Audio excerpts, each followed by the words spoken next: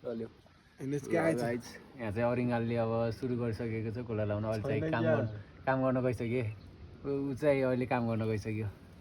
युवती प्रधान यस्तोमा लगाए यार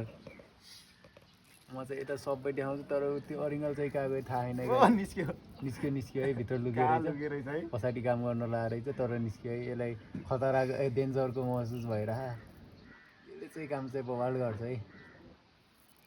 3 दिन भयो आज 3 दिनमा पनि यत्रो काम गरिसकेको छ यो चाहिँ एक्लै छ त्यही पनि मेहनती छ एक्लै छ